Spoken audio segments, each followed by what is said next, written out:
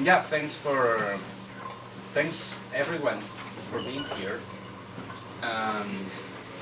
Yeah, a few years back, like who introduced us, Martin? Tyler, I think. No, Yeah. it was something through a couple excellence. I can't remember really. Yeah, I remember I sent you an email. Yeah. So that was 2018, 19, I think. No, 18. Yeah. 18. Yeah. Okay. Like and then like and we are working with Nordic Approach and Tropic since 2019. So I'm going to tell you about what we do and why we do it, and how is Peru, like how was before, how is right now. Like probably I know like as a Peruvian, I know like as a Peruvian exporter, I know that Peru like wasn't that in the same position as any other country in the specialty coffee market. So it was very tricky for us as Peruvian exporters to start like growing in quality.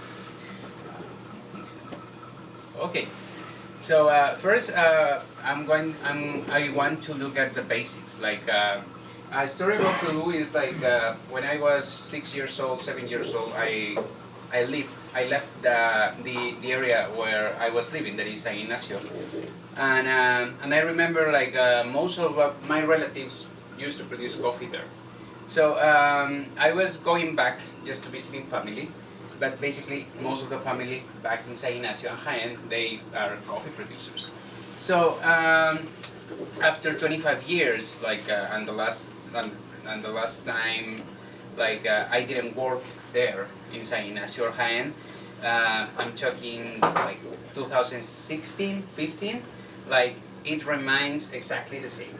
Like the same I saw like 25 years back, like in the 90s, was exactly the same in 2016. With the difference about like technology, they were able like to use like cell phones, smartphones, like they have internet connection, more roads, but after that was like basically the same, like the same circle of poverty, the same way to produce coffee, and this is because like the early adoption of organic certification. I am not trying to say that organic certification is bad.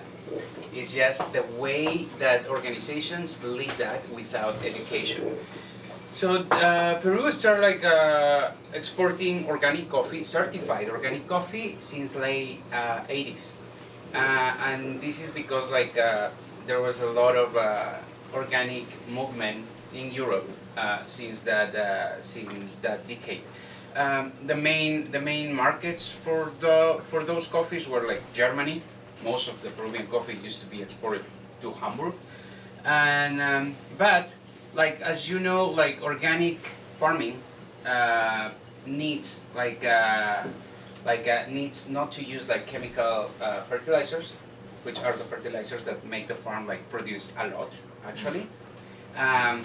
They don't allow into the farming to use like pesticides or like in that pesticides stuff are like chemical products to control the roya, for example, the leaf rust.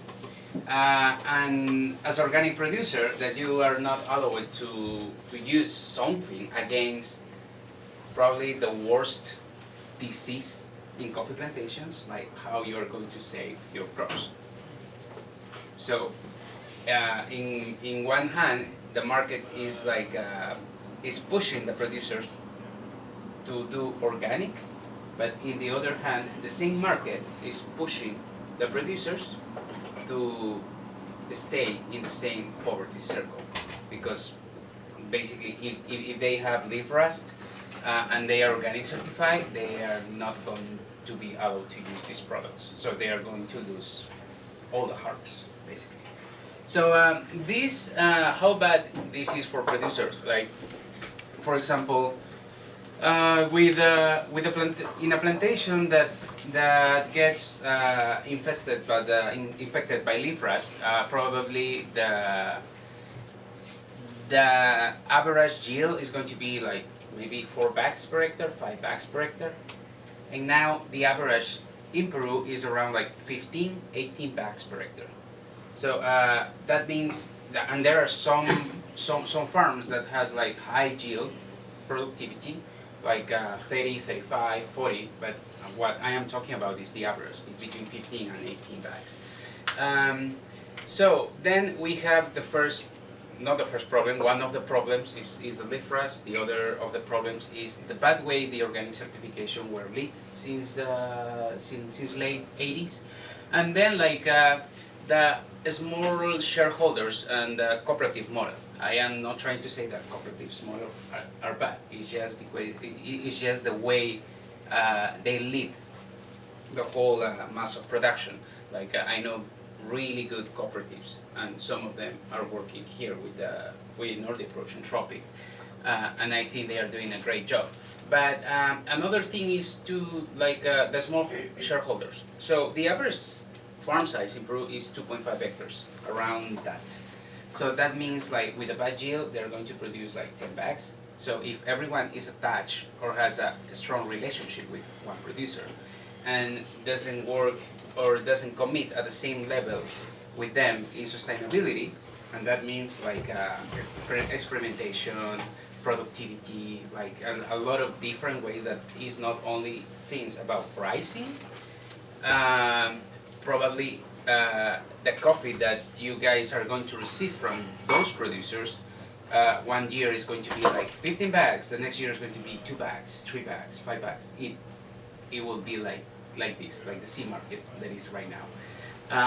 And then in Peru there is and in most of these cooperative models, all the small shareholders, doesn't matter the quality they are delivering, doesn't matter the physical quality or the sensory quality, they are getting paid exactly the same.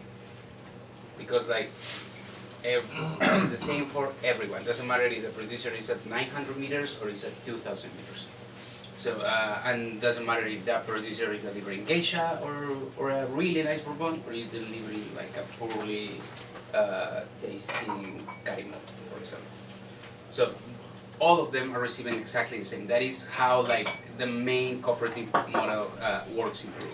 But as I am telling to you, like it's not all the cooperatives. And then in Peru we have 3 major growing regions. There is the north area, the central jungle, and the south. Where the largest one is the north, where Cajamarca it is like this area produces around like 40-45% of the total Peruvian production. And Peru produced like, I don't have the records for last year, but it always is around like 4 to 5.5 million bags of coffee. So, contrasting models like Origin Coffee Lab as a new way to source coffee in Peru. So, going back, I used to work in Chicago for a small roastery named Metric, and I used to buy coffee there until 2016.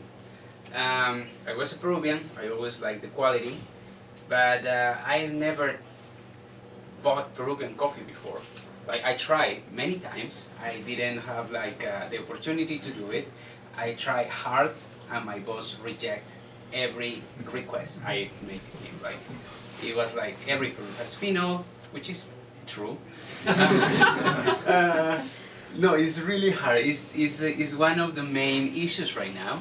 Like every Peru has phenol. It's like at some point I think like the roaster should just use to that, like as the potato in Rwanda and Burundi. Maybe, I don't know, but beside the potato defect in Rwanda and Burundi, phenol is something that you can like minimize the risk, like go to the minimum, but you need a lot of hard work in the sourcing lab. So yeah, I used to be like a roaster and a green coffee buyer, and I've never bought coffee from Peru before, and it was because like the coffee from my country used to be shitty, like always used to be like that.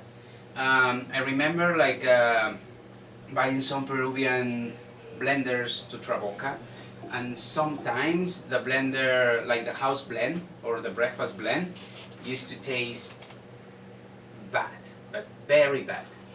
Like and sometimes in the same container, the breakfast blend used to taste like better than any single origin we have. So starting there, there was a lot of inconsistency issues. There was a lot of quality issues, and that's because Peruvians, everyone like are default, or the industry look as defaults. Like we ship whatever we have in hand. And then I had the idea to start like changing that. So the first main goal, going back to Peru and start working with Maria Gracia there, was to change the Peruvian reputation in the coffee market.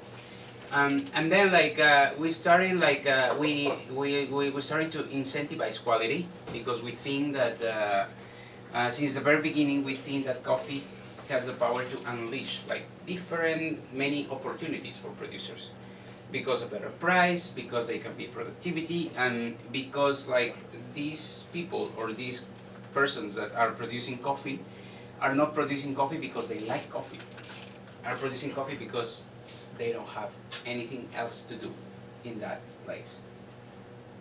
So I was talking, or we were talking with Maria Gracia, I think, to Mercy. Mercy is one of our lab people back in Jaén in Peru, and a guy from Kyle from Counterculture. He asked a question to her and why they produce coffee. Did they really like to produce coffee? So what Mercy response was no, they produce coffee because they fail going to the city, they fail looking for a job, they fail in many other activities. So the last thing they have to do is going back to their farms and only grow coffee there, because it's the only product that can be commercialized in big quantities. Because potatoes, vegetables, they're something that they can do basically just for the farmers market on the weekends. But coffee, is the thing that makes a lot of income, but not actually a lot of profit. Then because of that, we aim to incentivize quality, because the premiums, because we thought that we think also that coffee is going to be extinct, not because of the weather or the global warming is going to disappear, because people just don't want to produce it, or it's not profitable to produce it. So at some point, producers are going to stop working in coffee, and I am very sure if any other product just show up and does better than coffee, they're going to swap it, no matter what. No matter if they have a relationship with Momos, no matter if they have a relationship with Maruyama, with Coffee Collective, with the most expensive coffee buyers, no matter what, they are going to stop producing coffee. Because it doesn't matter if they are getting $10 a pound farm gate price, 20, 25, 30, it's not profitable. With that production, it's not profitable. Maybe it's profitable in Brazil, in some really nice very tech farms, but not in Peru. And I bet also not in Bolivia, in most of parts of Colombia, our coffee is not profitable. So then we start breaking out of the sea market. This year is not the year to talk about that, because commercial coffees are kind of the same price like the specialty high-end coffees. In Jaén, back in Jaén right now, a few weeks ago, is coffee is coffee. Yeah, parchment is parchment. No matter if the parchment is 11 moisture, if it's 10, if it's 20, if it's 23, basically you are getting exactly the same price everywhere in Peru right now. And I bet it's like that in Colombia also. So the idea was breaking out of the sea, starting paying minimum prices to incentivize the quality, because producers they don't trust anymore in any organization that is working with coffee. And then what I was talk about since the last slide about about the early organic certification adoption for Peru. Like this is that what we like identify as the root issue for Peruvian coffee. I mean the Peruvian coffee scenario is the lack of profitability of the farms. So is that the producer first is not managing the farm as a business, and they should be. Second, not even the 1% of the producers like do production costs, so they don't know how much they are spending, and they don't know how much they are earning as a profit.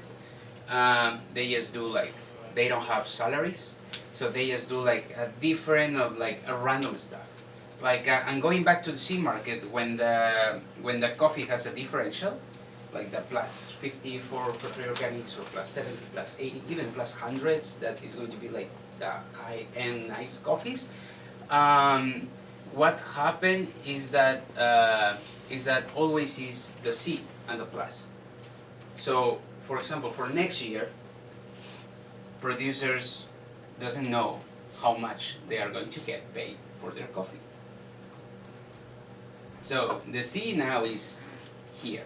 The C next year, if the Brazilian flowering season is really good, the C is going to be like this. So the industry is going to keep the higher prices for specialty coffee, but it's not. So that saying that that kind of things, most of the producers like they don't know how much they are going to get paid. It's like you guys running a business doesn't knowing like how much you are going to get for roasted coffee. And that is a big fact, because like that can like make you rethink if you are in the right business, if you are going to still be running the roastery or not, if you are going to close the roastery, because like if there is no profit, why you should be doing that. So yeah, and for this like we had some issues the first year with some producers that we were paying really nice prices. And there was one producer that I incentivized a lot. Like I thought he was going to be like the best Peruvian producer. I wanted him like to win Cup of Excellence. Like I gave him like SL28s, like Asia's different varieties, really exotic stuff.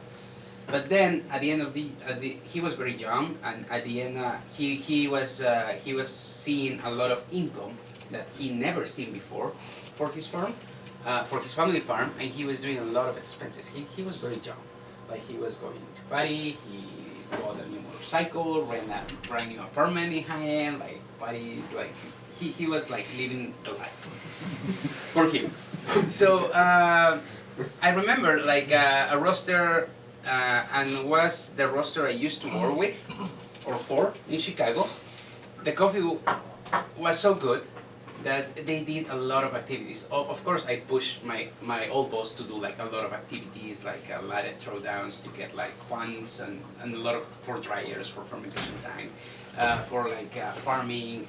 And then like when I gave at the end of the year, like and that guy got like $3.6 a pound in 2016 as a gate farm price. Was like really good. That was like the final premium for all his coffee. That was like around like $30,000 kind of. He threw me back the check and said like, I have this like, I don't, it's not good to me. It's not enough. Like I need more. I have a lot of debt. So then I understand like after just a lot of frustration and going through like a lot of talking with his family, with him, with the roaster, with the customer, like we realized that. Everything is about education. Like producers, they don't know how to deal with money. They don't know how to manage the farms. They don't know how to do costs. Even not most, but maybe 20%. I remember I was having a producer that is Johnny Saavedra actually, that he does coffees for Nordic Approach. He do like really nice coffees. And the first payment I made to him like 5 years ago, he just got it and put it in his pocket because he didn't know how to do a properly sum. Yeah. So then like I push him, probably it sounds bad, but I push him like to start studying, and and like reading, like studying maths. So, and if he doesn't do that, like I am not going to buy his coffee anymore. So he like start like getting classes at night in his small town. So, and he was like what, 30 years old, 28 years old. So people like that is like everywhere in producing countries. So the lack of education is something that leads to this. So it's not the thing about like organic is bad. Organic is something that just the market needs. Organic is good. And I think it's good for the environment, it's good for the soil. You can really tell when you are visiting a farm that they use like pesticides or glyphosate for the soil, and you are visiting farms that, that you see the soil basically alive, like, because it's alive. The ground is so soft, it's green everywhere. So it is a huge difference because in these farms you can see like where these organic farms you can find like a lot of bugs, like mosquitoes, like different, a lot of life around. In the other farms it's just dirt, and soil is very compact. So we just needed to do like a right agriculture program for these producers, by telling them how much they should spend, how they should like take notes about the production cost. So we work right now with 350 producers. We start working with 25, but now from out of those 350 producers, only 18, 20 que lo hacen bien.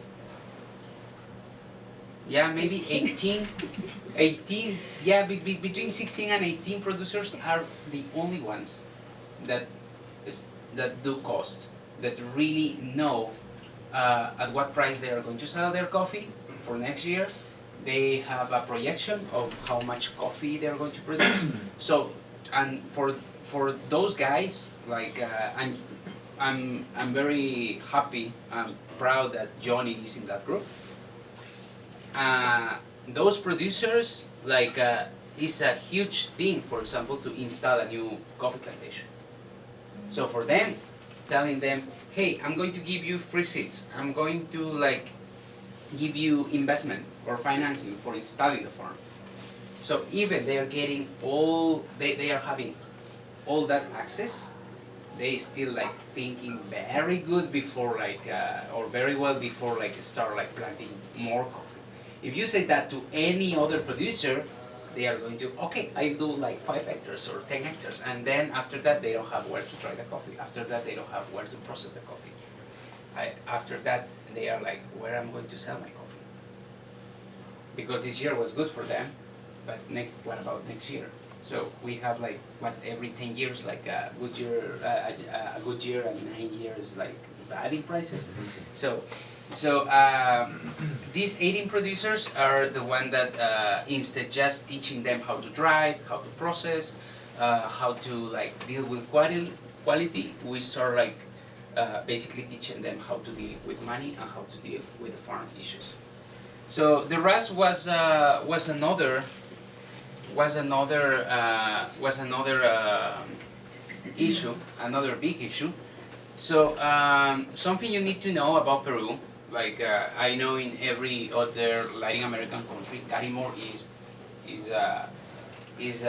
seen like a bad thing, like something that doesn't taste good. But in Peru, Carimor is everywhere, and it's everywhere because like first is rust or leaf rust resistant, and that is the main thing. And then like there was a lot of projects in the early 2010s, 2011, 2012. We had a huge roya attack in the 2011, 2010. That I remember I used to have like 13 hectares of caturra at 1,300 meters. It wasn't that high, but yeah, the autumn came to the farm, and then I abandoned the farm because like it doesn't make sense to replant it again. So that was 2010, and everyone was fucked because the good prices were the next year, in 2011.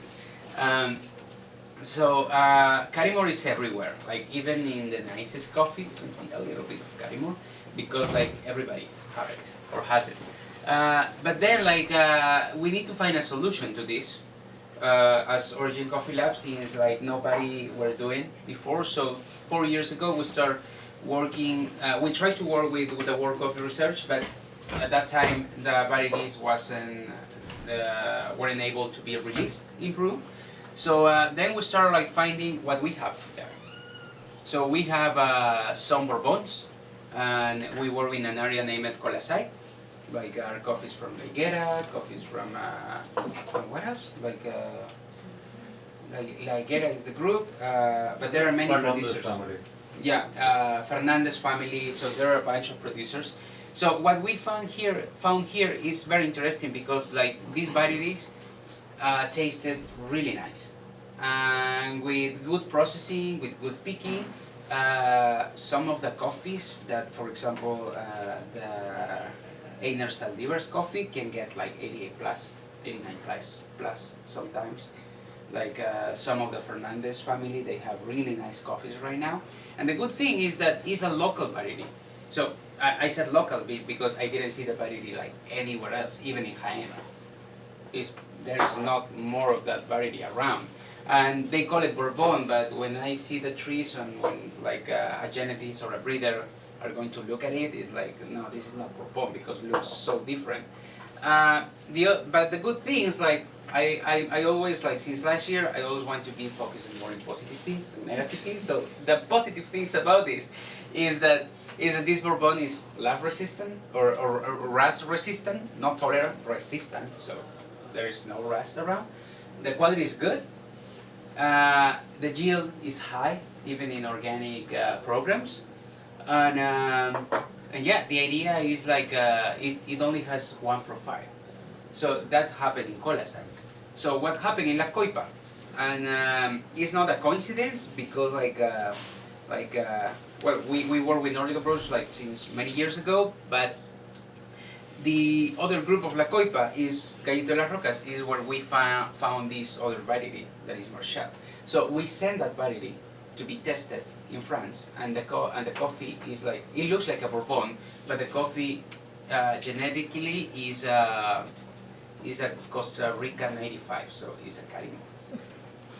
So another good thing, like with Marchal, we won the COE in 2019. With 92.80 something, and talking with the jury was the absolute winner, like in every single table. So the coffee is really good. It's rust resistant, has a exotic flavor profile, and yeah, it's local, so it's already adapted. I think you, Osito, you tasted before. Yes. Yeah. Some of you, I bet you in your trip to Jaén you tasted definitely. But I don't know how much old the farm was it, because the first productions are always like not that good, but when the coffee tree like gets into maturity, like 4 or 5 years like old in the farm, the profile just go up in intensity, in clean flavors, in crisp flavors. It's really nice. And yeah, so we had some it seems that is some like Scott Labs varieties around. Is what the genetic taste just show up. Is something crazy, but all these varieties like that are now appearing, yeah, are like laugh resistant.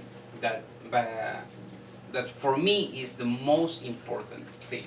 Like a variety that tastes good and is resistant to diseases.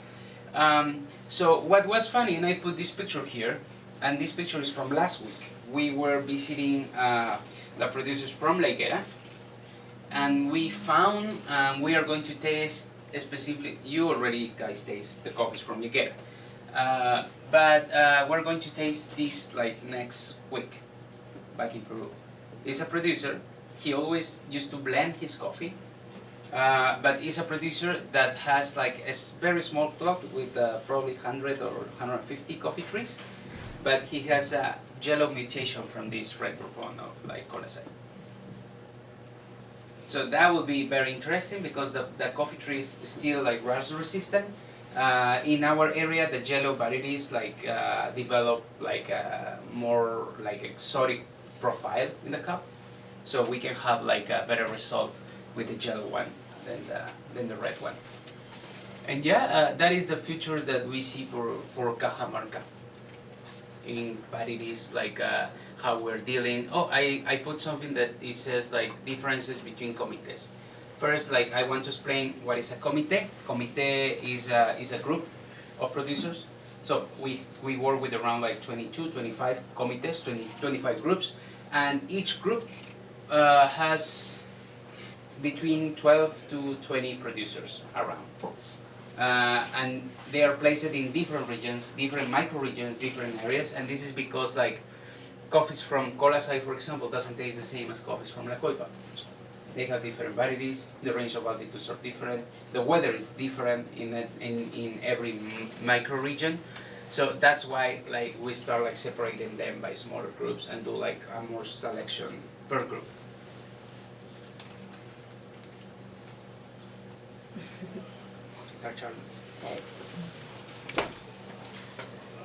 So, hello. Why are we doing this? Why? Of course, everybody wants to make money. It's obvious. We have to live, we have to eat, we have to be dressed. However, why do we like to work like this? Because I can just sell coffee in volumes and be rich and travel everywhere. But recognizing the existence of the quality was one of our first steps. He has been in the coffee industry all his life. He comes from a coffee farming family, whereas I am like on the opposite side. I'm a city girl who has no idea what a plant is. I have learned, yes, but before that I had no idea what a coffee tree was. I only knew coffee from Nescafe. Yeah, that was me. Now I cannot drink that. But we knew there was something that we could work on and empower those producers and giving them a voice, because yes, they were selling the coffee for a bad price, but they were selling the coffee for a bad price because they didn't know what they had. They didn't know they had quality, they didn't know they had a product that actually had a really great taste, a really good value, and they could actually live from it. So we are empowering them and letting them know that this coffee is tasting 85, 86, 87, and they were told it was 83, 82, at most 84, and they were paying them, no matter what, they were paying them like a certain price. We've letting them know they had quality because we let them get into our lab and actually taste their coffee. They started learning that there was something there. And we started paying for a cup. So when we started paying for a cup, tasting cup, they decided like, okay, if I make a little bit more effort on my coffee, I might be able to get a little bit more money on whatever I'm doing. If it is 1 bag, 2 bags, or 15 bags, I will be, or they will be able to have a better life. And they noticed it. They realized this was something that was actually true. Of course, there is always the skeptic at the beginning, like, I don't think you're gonna last for more than a year. Is this gonna be only for a happy year? And that was our first year there. And we were told we were not gonna last more than that year. Well, 5 years later, we are still here, and we are seeing a change.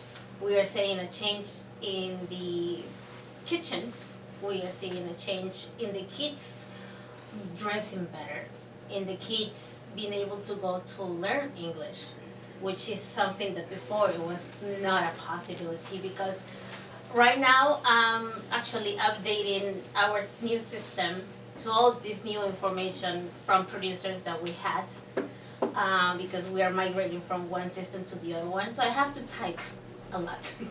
And by typing a lot, I come to see, because I don't have anyone else at this moment because we are like in a busy season, that most of our producers haven't finished primary school. And like I knew that was real. Like I knew it existed. I knew that most of our producers haven't finished school, but I didn't know it was this quantity, and I didn't know it was primary school. Like I knew it was school, but not primary school. So that means that most of our producers don't know how to read, don't know how to do adding, like sum or resting or what, like whatever. So they don't have that tool to be able to like have a savings account, invest in something else that's not coffee. We have come to teach them and like telling them, okay, or you go to school like Johnny, like we actually told him, like if you don't like start reading for next year, I'm just not gonna buy your coffee because I'm not gonna be paying a lot of money so you can just like go drink or just buy expensive clothing, which doesn't make sense. Once they start learning to read or to do math or just to have a sense of what the meaning of life is, like knowing that there is something of value, they are of value, they have a value, they start like putting more effort on their coffee, the feeling, the relationship that we were able to make, because I don't have producers, I have friends now. Like with most of them, like they sit in my office and we can talk for an hour. And we have that connection.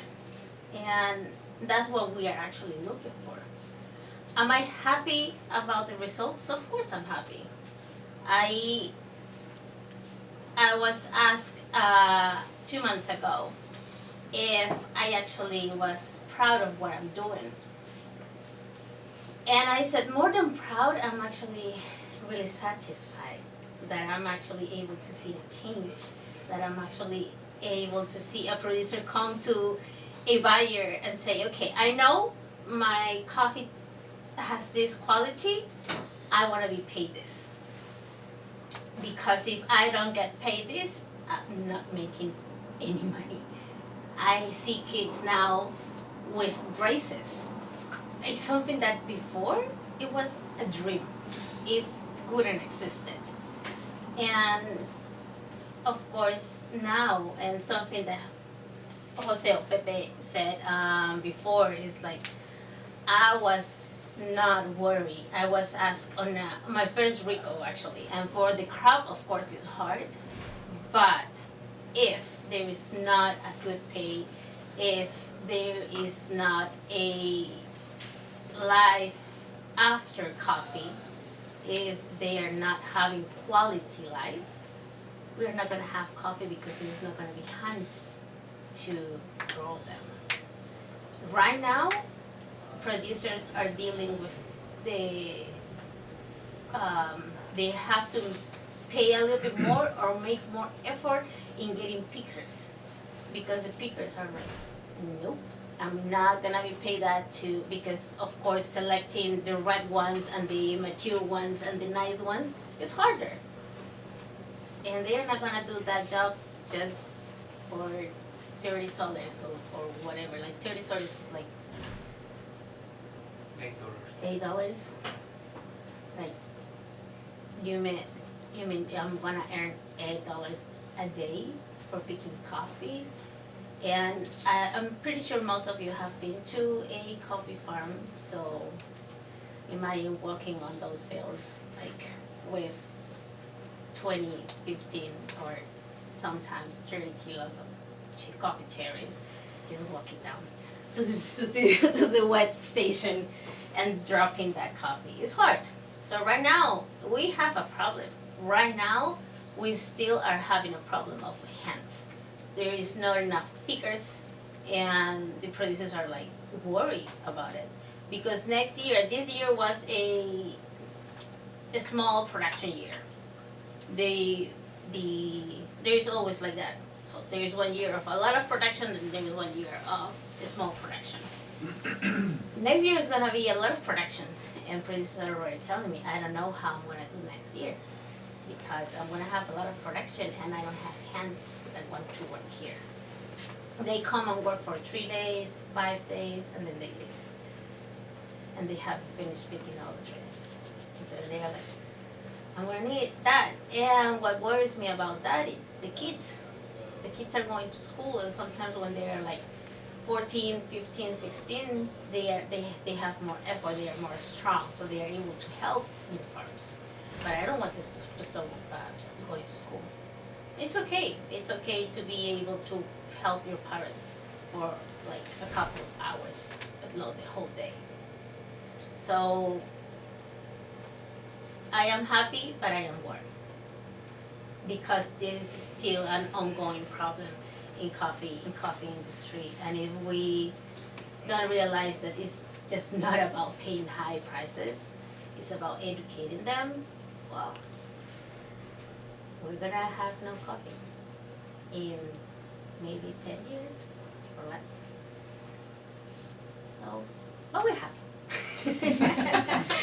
I'm just like satisfied with the results that we have right now, and it's been good. Producers are happy, just pretty worried about what's gonna come. That's us. That's what we do, and we're Origin Coffee Lab. Thank you.